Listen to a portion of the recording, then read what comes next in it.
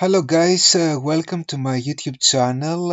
Today I'm gonna show you the rest of the features this application has. I've been using it for 3 years now, and I'm talking about Photoscape X. It's a great alternative to Photoshop, Lightroom. Unfortunately, not all the features in the application are free. They do have a premium version, but most of the cool features are free. And the past few days I showed you on my other videos, I showed you some of the very cool settings to edit your images and add some nice effects. And then I saw more effects after I did this video, and I decided to show it to you because they look impressive when I played it with them. And okay, let's dive in and see you in a bit. Okay, that's the macro picture of a plant. I don't know the name of this plant.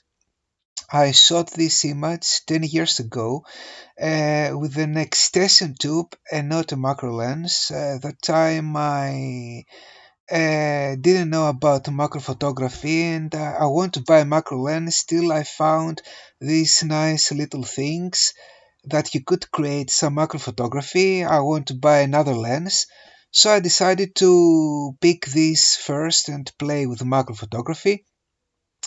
And the result looked impressive for an extension tube. So their cost is around $50 or €50. And the only downside is that not everything looks sharp on the image. On the corners here, they're not entirely sharp.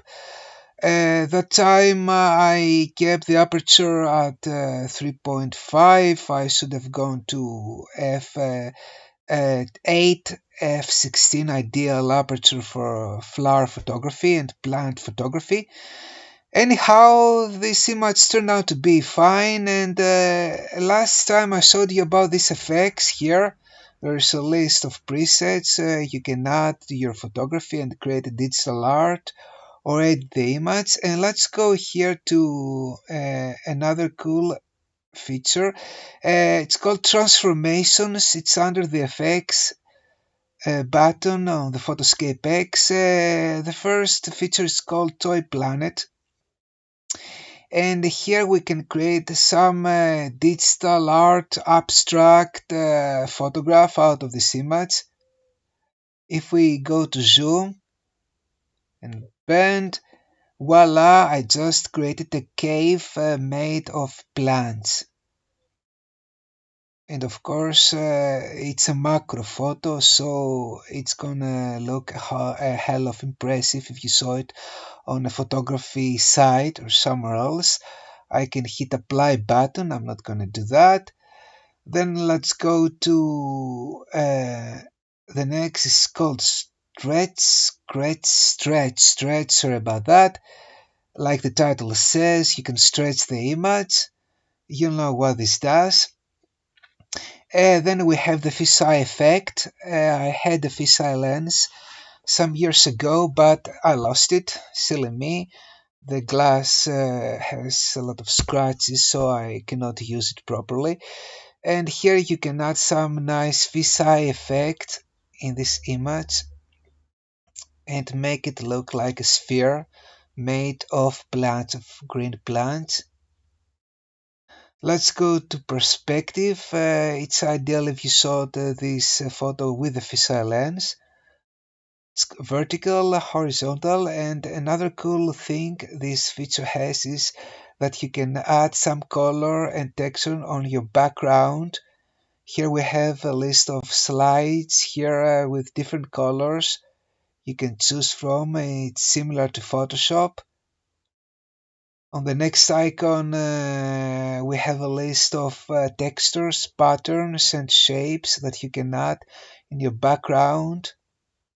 Let's go to the next icon.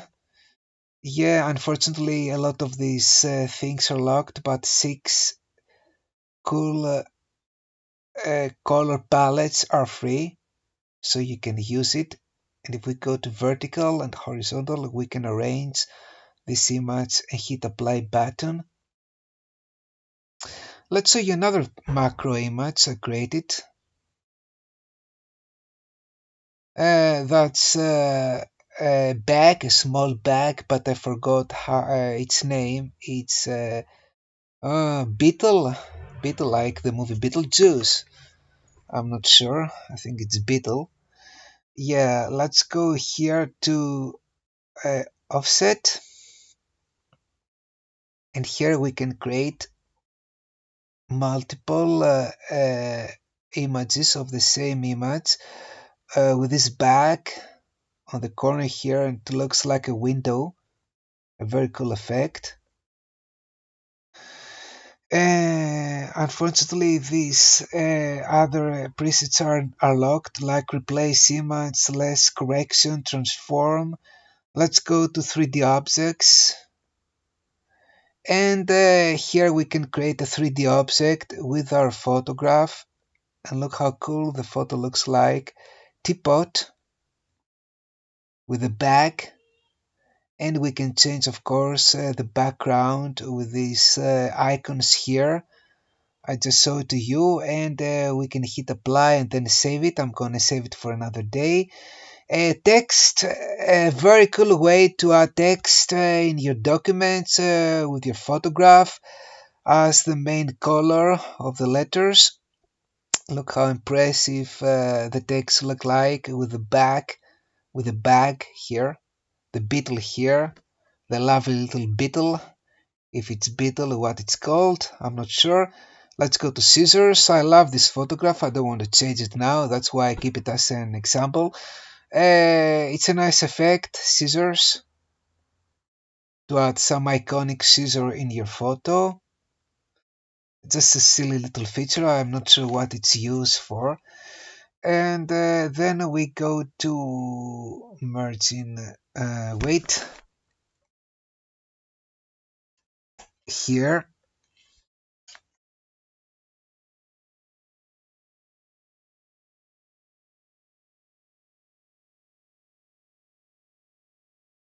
Yep, that's what it does. And now it's like a 3D image. Wow, it looks totally impressive, guys. It's 3D. It's 3D. I think I can touch the little beetle here with my hand, and it's gonna bite me, but it's 3D. You have to see to believe it. I'm gonna keep this image. Let's hit apply. Now I have a beautiful 3D image. Oh my gosh, this is the first time I see this effect. I didn't know what it was for. And then we have the borderline. We can add some border. It's not right for our 3D image. And then the rest of these features are, unfortunately, they're not free. And let's keep save as. Let's go to Beetle 3D and save as. And now I have this beautiful 3D abstract photograph. It gives you the wow factor. Let's change to this another macro image. Let's go to adjustments now, and not adjustments, oops. Let's go to effects, and let's hit edge, and now we have a sketch out of this macro photo. If we go here to watercolor pencil, I showed to you on my other video. Go check it out in case you didn't see it. There are a lot of things here that you can play with. That's why I keep mention these effects every time I create these videos. And if we go here to miniature, we can get some nice bokeh out of this image if you don't have a portrait lens. An 85mm portrait lens, my favorite lens, which I'm going to buy really soon, because I found a very good portrait 85mm lens, which I'm going to cover on my next videos. And go and buy it. It's sharp attack, astack, if I say this properly. Okay, and then we can hit save and have this portrait image on our computer. Let's hit apply and then save. I'm not gonna do that. Let's leave this application. And here guys, I have some more images I created with an extension tube 10 years ago on my Sony X5 camera, which I no longer have unfortunately. That's the bee here inside the plant, the flower, another cool plant, flowers. A cool flower, it's not sharp, but this thing is sharp, so I kept it. A bee inside the flower, it's a bat here. Yeah, it's bat. Another small beetle, not entirely sharp, but some parts are sharp, that's why I kept it, and it's hard to find little bag here. I think it's a ladybug. Yeah, that's a ladybug. I remembered it, a ladybug. Raindrops on a green plant, another macro picture of a plant, the leg of the bee inside the flower, a pink flower, and another cool body of the bee here inside the flower. There's a distraction with the flower, it's not sharp, the plant with the white plant, but everything else looks sharp. That's why I kept this macro photograph. And that's it. Okay guys, that's the tutorial I want to show you. Thanks for watching. Please check my other videos on Photoscape X. I just showed you how to create digital art with Photoscape X, edit the images, create digital designs with the Photoscape X. I'm gonna cover more of this application if I find something exciting. Also, we have another option, Affinity, which is 100% free. It's from Canva and it's totally free. So go check Affinity as well if you want to have a free photo editor, totally free, because Photoscape X is not entirely free, but a lot of the cool features this app has, they are free.